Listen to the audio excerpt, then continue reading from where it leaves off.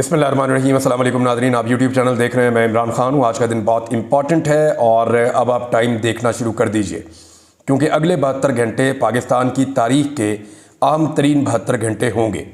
उसकी वजह यह है कि इन 72 घंटों में पाकिस्तान का फ्यूचर और इमरान खान साहब का फ्यूचर तय हो जाएगा। पीर वाले दिन से पहले पहले हर हाल में आइनी तरमीम को अंजाम देना है। इसके कुछ रीज़न्स हैं, लेकिन मैं जो अब तक के वाक़याती हक़ाइक़ हैं आपके सामने रखता हूँ। ये बहुत अहम डेवलपमेंट है। सबसे पहले फजलुर रहमान साहब से रात गए, मुलाकात ख़त्म हुई पाकिस्तान तहरीक इंसाफ की। उसके बाद वज़ीर आज़म पहुँच गए, वज़ीर ख़ारजा पहुँच गए, बिलावल पहुँच गए, सारी जितनी क़यादत है हुकूमत की वो सारे के सारे पहुँच गए फजलुर रहमान साहब की मिन्नत करने। मामला ये हुआ कि कल शाम को एक खबर आई कि फजलुर रहमान साहब के एक सेनेटर को लापता कर दिया गया है, उन्हें अगवा कर लिया गया है। और उसके बाद जो है वो एक रद्द-ए-अमल पैदा हुआ फजलुर रहमान साहब की जमात में भी, और इस किस्म की खबरें चलाई गई कि जनाब फजलुर रहमान साहब के 2 सेनेटर या 3 सेनेटर काबू कर लिए गए हैं 5 में से। फजलुर रहमान साहब ने उसका रिएक्शन दिया। उन्होंने ये भी कहा कि अगर ऐसे बदमाशी चलेगी तो फिर बदमाशी का जवाब हम भी बदमाशी से देंगे, और उन्होंने कहा यह सिलसिला फौरी तौर पर बंद किया जाए। और फजलुर रहमान साहब ने इसके लिए 16 घंटे का टाइम दिया, और उसके नतीजे में वज़ीर आज़म खुद गए, बाकी लोग भी गए कि नहीं हम नहीं कर रहे ये। लेकिन जो भी ये कर रहे हैं वो कर तो इसी आइनी तरमीम के लिए रहे हैं। अब अगर फजलुर रहमान साहब के बंदे उठाकर आइनी तरमीम करनी है तो फजलुर रहमान साहब के पास एक मखसूस किस्म की स्ट्रीट पार है। वो मदारिस के तलबा भी हैं, उनके पास अपना एक क्राउड भी है। तो फजलुर रहमान साहब जब उस क्राउड को बाहर निकालेंगे तो एक नई मुसीबत बन जाएगी, क्योंकि पाकिस्तान तहरीक इंसाफ तो पहले ही सड़कों पर आने के लिए पर तोड़ रही है। और फजलुर रहमान साहब ने अपने लोगों से पहली मरतबा तारीख में हलफ भी लिया है कि जब मैं कहूँगा तो निकलना और फिर इनको नहीं छोड़ना। तो ये फजलुर रहमान साहब ने हुकूमत को एक्चुअली बताया कि अगर आपने तरमीम करनी है तो मेरे ज़रिए से करनी है। मेरे 5 सेनेटर्स के और 8 MNAs के अगर आपको वोट्स चाहिए तो वो आपने मेरे ज़रिए से लेने हैं।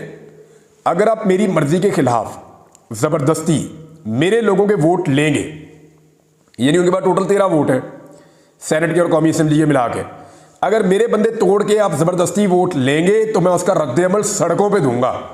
ये है जनाब फजलुर रहमान साहब।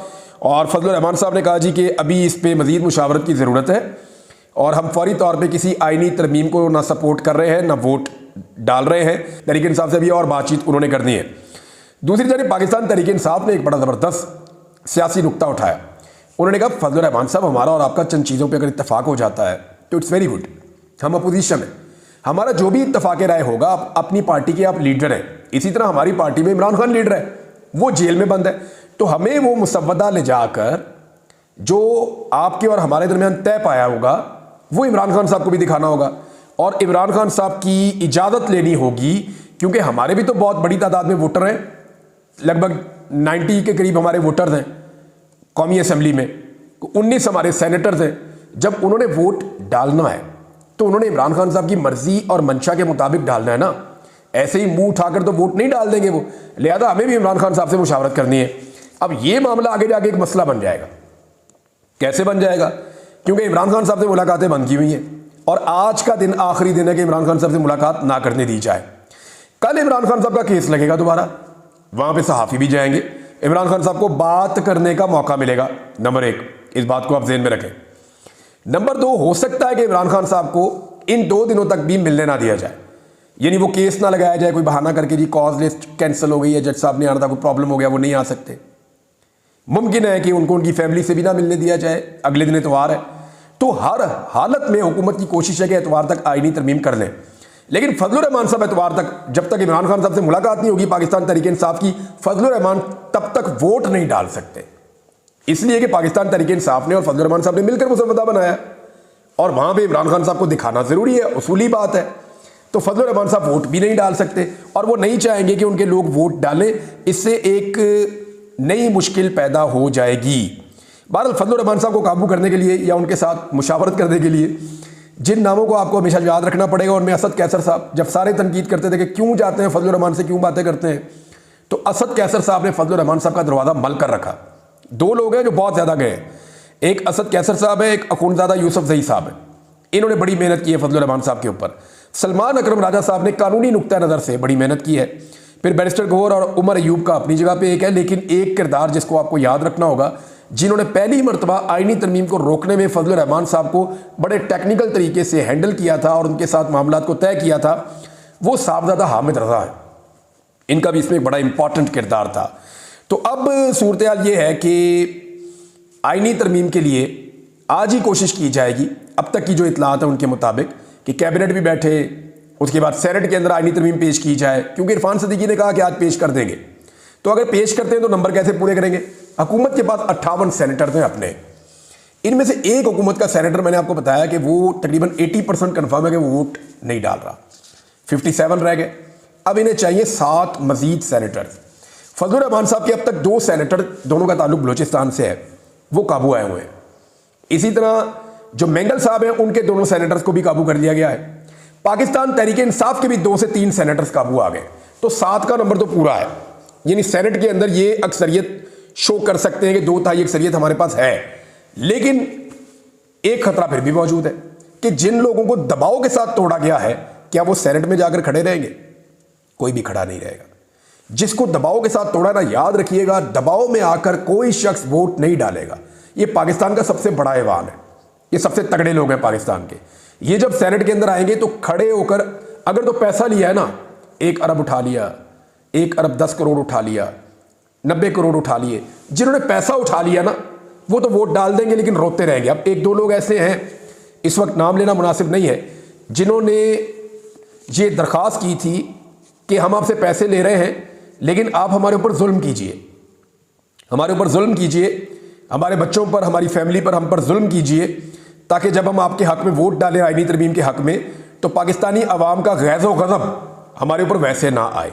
तो मैं पाकिस्तानियों को बड़ा क्लियरली बता रहा हूं कि जो शख्स खामोशी से सर फेंक के अपनी पार्टी की मर्जी के खिलाफ वोट डालेगा इस आईनी तरमीम के लिए, आप आंखें बंद करके ये सोच लें कि वो कोई मजबूरी नहीं है। यानी शहबाज गिल, उसका भाई अंदर था कितना लंबा अरसा, आप देखें अजहर मशवानी, उसके 2 भाई अंदर थे, कितना लंबा अरसा उन्हें गायब रखा, वो तो नहीं टूटे, वो अपना काम करते रहे। बेशुमार लोग और ऐसे हैं, यानी रेहाना डार साहब के दोनों बेटों को अगवा किया गया, वो भी नहीं टूटी, वो भी डट कर खड़ी रही। तो और बहुत बेशुमार लोग हैं ना, तो ये कोई कागज के बने हुए लोग हैं कि ये फौरन टूट जाएंगे, जरा सा दबाव पड़ेगा, ऐसी बात नहीं है। पैसों के साथ ही बिकेगा जो भी बिकेगा, वोट जो भी देगा पैसों की वजह से देगा। इसके अलावा दबाव की वजह से, किसी अगवा की वजह से, किसी तशद्दुद की वजह से कोई भी वोट नहीं डालेगा। एक तो इस बात को आप कंफर्म कर लीजिए। अब अगर सेनेट के अंदर किसी तरह इन्होंने पूरा कर लिया मामला, तो फिर रोल आ जाएगा चीफ इलेक्शन कमिश्नर का। इलेक्शन कमीशन से, क्योंकि कौमी असेंबली में बंदे पूरे नहीं हो रहे, 215 बंदे हुकूमत के पास हैं टोटल मिला के, स्पीकर वोट डाल नहीं सकता, 214 रह गए। आदिल बज़ई का बेचारे का रात के प्लादे भी तोड़ दिए कोयटा के अंदर, तबाही फेरी हुई थी वहां पे, और पूरे शहर की इंतजामिया पहुंची हुई थी, और इवन इंटेलिजेंस के लोग भी पहुंचे हुए थे, और वहां पे धड़ाधड़ उनके प्लादे तोड़ रहे थे। आदिल बज़ई को जो है वो एक दौर में कोर कमांडर ने कहा था कि आप के पास सरमाया है तो कोयटा को खूबसूरत बनाते हैं, तो उन्होंने बड़ी खूबसूरत बिल्डिंग्स और प्लाजे बनाए थे, वो प्लाजे रात को गिराए हैं उन्होंने। तो मैंने रब्ता किया तो उनकी फैमिली ने कहा जी अब तो प्लाजे भी गिर गए हमारे, अब तो हम आदिल को कहेंगे कभी भी मत टूटना, खड़े रहो। तो आदिल बज़ई जो है वो और इलियास, ये 2 बंदे, इलियास चौधरी, ये 2 बंदे और निकल गए, तो हुकूमत के पास रह गए 212 वोट। अब इनको चाहिए कितने? और 12 ही और चाहिए 224 पूरे करने के लिए। 3 पीटीआई के पक्के टूटे हुए, उस्मान चौधरी, ज़हूर कुरैशी और औरंगज़ेब खिच्ची, इन तीनों के बारे में कहा जा रहा है टूट गए, तो ये हो जाते हैं 215। फजलुर रहमान साहब के 2 जो टूट गए उनको मिला लें तो ये 217 हो जाते हैं। अब 7 बंदे और कहां से तोड़ेंगे? और फजलुर रहमान साहब तो नाक में दम कर देंगे अगर उनके बंदों को ऐसे तोड़ा गया तो ये जो है 7 बंदे और तोड़ना ये तकरीबन नामुमकिन नजर आ रहा है। रियाज फतेहाना साहब की एहलिया ने जो स्टेटमेंट दिया उसके बाद वो भी नहीं लगता। साहबजादा अमीर सुल्तान जो है उनके बारे में लोग कहते हैं, लेकिन अभी तक तो वो लोग कह रहे हैं हम खड़े, तो कहां से तोड़ेंगे बंदे? ये बहुत मुश्किल लगता है कि बंदे टूटेंगे और पूरे किए जाएंगे। हाँ, लेकिन ये जरूर है कि कुछ लोगों ने पैसा लेकर हामी भरी हुई है कि जनाब हम वोट डालेंगे, हो सकता है कि 2-3 नंबर ऊपर नीचे हो जाए। अगर ये 224 पूरे होते तो आप मेरी बात लिख कर लीजिए, अगर ये 224 पूरे होते तो रात को आदिल बज़ई का प्लाजा ना गिर रहा होता। अगर ये 224 पूरे होते तो जबर और फस्तायत जो हो रही है ये ना हो रही होती। तो 224 जनाब पूरे नहीं हो रहे। अब कैसे पूरे होंगे? हो सकता है कि इलेक्शन कमीशन जो है उसको मजबूर कर दिया जाए कि एक अजीबोगरीब खेल खेल दे, यानी इलेक्शन कमीशन मखसूस नशस्तों का एक हिस्सा वापस हुकूमत को देकर उन्हें 2 तिहाई अक्सरियत दे दे और उसके बाद वो फौरी तौर पे कौमी असम्बली से पास करवा के तरमीम और फिर मजबूती के साथ बैठ जाएं कि जनाब अब तो हमारे हाथ में हर चीज़। लेकिन ये भी नहीं हो सकता। अगर इलेक्शन कमीशन ने ये किया तो पीर वाले दिन, सोमवार वाले दिन ये तरमीम कल अदम हो जाएगी। वो कैसे होगी मैं आपको बताता हूं। इलेक्शन कमीशन ने अभी दोबारा सुप्रीम कोर्ट ऑफ पाकिस्तान से रुजू किया हुआ है कि जनाब इस फैसले के ऊपर अमल दरामद करना है, तो ये तो मामला सब जुडिस है। जो मामला सब जुडिस है यानी अभी तक वो मामला अदालत के अंदर ज़ेरे समाअत है। ऐसे मामले के ऊपर इलेक्शन कमीशन ऑफ पाकिस्तान खुद से कोई भी फैसला नहीं कर सकता। ये मखसूस नशिस्तें वो नहीं दे सकता हुकूमत को। अगर देगा और इसके ऊपर वोट लेगा और इससे आईनी तरमीम करवाएगा तो फिर आईनी तरमीम भी कल अदम हो जाएगी, कोई उसका फायदा नहीं होगा। मैं आपको ये फिर बता रहा हूं कि इस तरह ये आईनी तरमीम दोबारा से कल अदम हो जाएगी। इलेक्शन कमीशन को लालच ये है कि इस तरमीम के अंदर उनको भी एक्सटेंशन मिल रही है। इलेक्शन कमीशन को उनके अरकान को एक्सटेंशन मिल सकती है। फिर इसमें एक चीज़ और भी है बड़ी हसास, जो मुझे कल पता चली और आसमा शरादी साहिबा के शो के अंदर ये डिस्कस हुई कि आर्मी चीफ की एक्सटेंशन और उनकी बर्खास्तगी, यानी एक आर्मी चीफ को एक्सटेंशन देने का इख्तियार या उनको ओहदे से हटाने का इख्तियार, ये वज़ीर आज़म से चला जाएगा, एक कमेटी को मिल जाएगा। यानी वज़ीर आज़म के पास ये जो एक इख्तियार है, एक ताकत है कि वो आर्मी चीफ को एक्सटेंशन दे सकते हैं या उनके ओहदे से उनको हटा सकते हैं। ये इख्तियार वज़ीर आज़म से हटकर एक कमेटी के पास चला जाएगा। तो ये भी एक है जनाब, और इसको चैलेंज नहीं किया जा सकेगा। कुछ बहुत सारी इसमें और भी कॉम्प्लिकेशंस हैं। बहरहाल अभी जो सिचुएशन है उसके अंदर मैं आपको ये बता देता हूँ कि नंबर पूरे नहीं हुए, ना सेनेट में ना कौमी असम्बली में। अगर सेनेट में नंबर पूरे किए गए तो मौलाना साहब की पार्टी की जानिब से एक एहतजाज का सिलसिला शुरू हो जाएगा और पाकिस्तान तहरीक-ए-इंसाफ ने ऑलरेडी आज के दिन के लिए एहतजाज की कॉल दी हुई है। आज पाकिस्तान तहरीक-ए-इंसाफ का एक इम्तिहान भी है और ये एक बड़ा इम्तिहान है।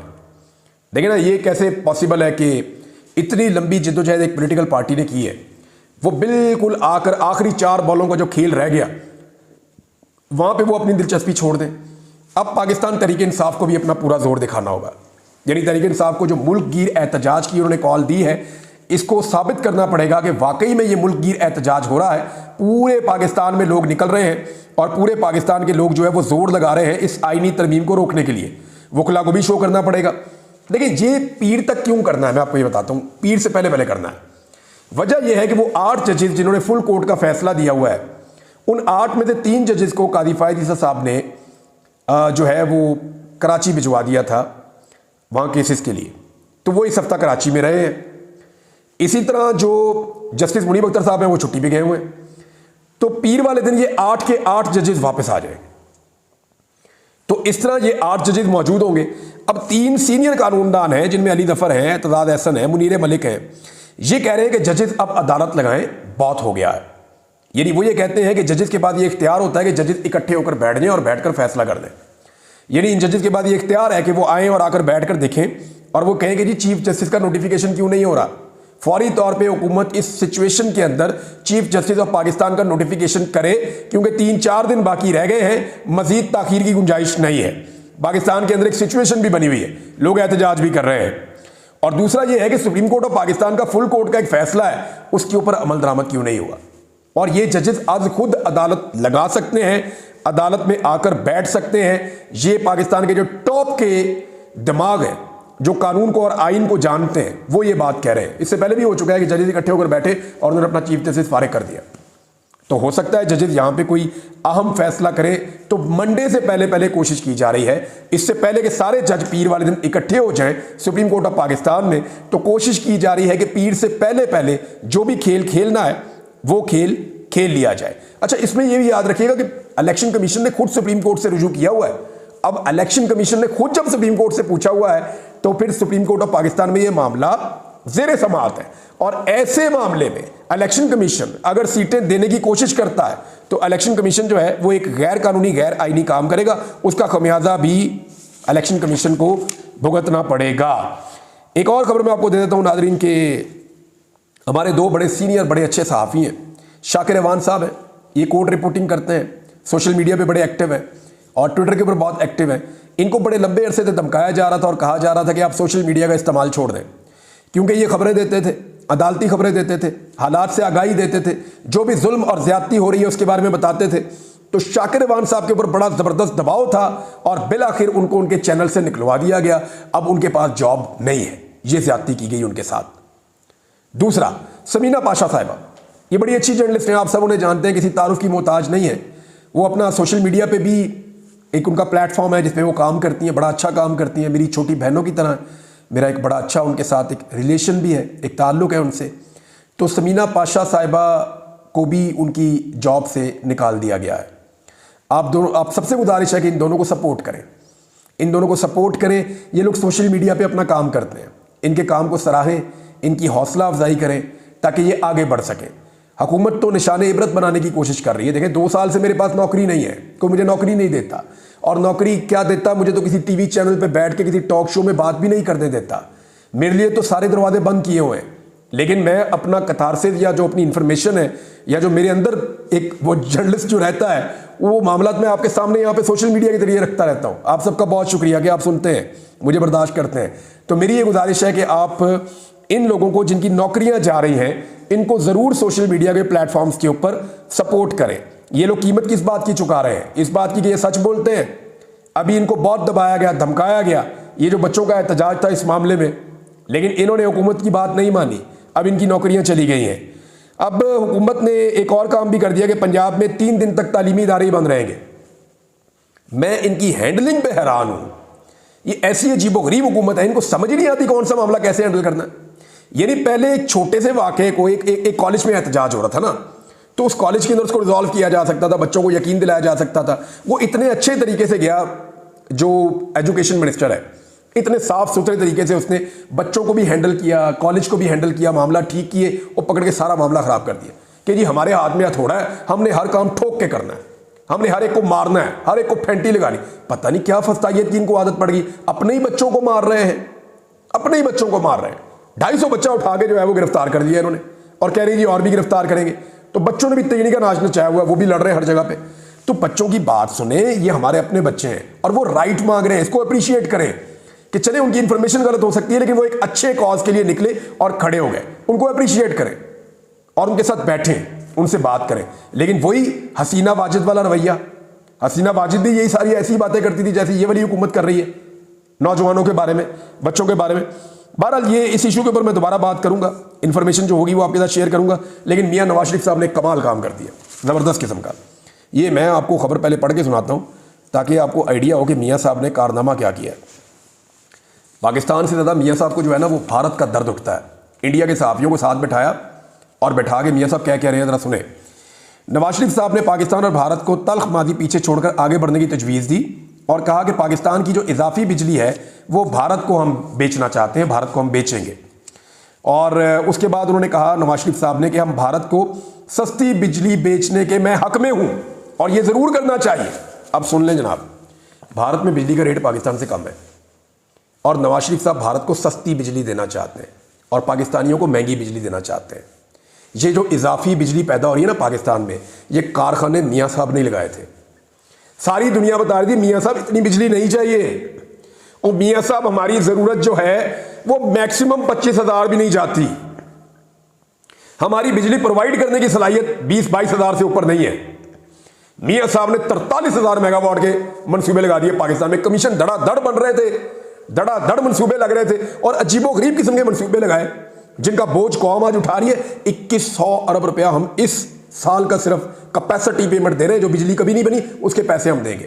कैपेसिटी पेमेंट हम दें, महंगी बिजली हम खरीदें, इजाफी बिजली मियाँ नवाज शरीफ बनाए और बना के इजाफी बिजली बांटे अपने दोस्तों को इंडिया में कि जनाब इंडिया को हम सस्ती बिजली देंगे। यानी इंडिया को बिजली देंगे सस्ती सब्सिडी के ऊपर और पाकिस्तान में देंगे महंगी, और कैपेसिटी पेमेंट भी पाकिस्तानी देंगे। क्यों? क्योंकि उन्होंने आपको वोट डाला। किस बात का बदला ले रहे हैं पाकिस्तान से? पता नहीं, मेरी समझ से बाहर है। ये खानदान पाकिस्तानियों का दुश्मन है मेरे ख्याल में। एक अजीबोगरीब ही इन्होंने काम कर दिया। इंडिया को देंगे सस्ती बिजली, ये लिखा हुआ है, जियो पे लिखा हुआ है यार, मैं अपने से नहीं कह रहा, जियो टीवी ने लिखा है कि जनाब मियाँ साहब कह रहे हैं इंडिया को सस्ती बिजली देनी है, पाकिस्तानियों को महंगी बिजली देनी है। यही हो रहा है ना, पाकिस्तान को देंगे महंगी बिजली, पाकिस्तानी ही देंगे कैपेसिटी पेमेंट। 2100 अरब रुपया सालाना हम भरे अपनी जेब से और सब्सिडी के ऊपर सस्ती बिजली मिले भारत को। और वो इसलिए कि जनाब ने अपने शौकों के अंदर ज्यादा बिजली पैदा कर ली है और वो अब भारत को सस्ते दामों देना चाहते हैं। शाबाश, ये है जनाब मियाँ साहब की हकीकत और ये है उनके दिल के अंदर दर्द दिल इंडिया के लिए। अब तक के लिए इतने, अपना ख्याल रखिएगा, अपने चैनल का भी। अल्लाह हाफ़िज़।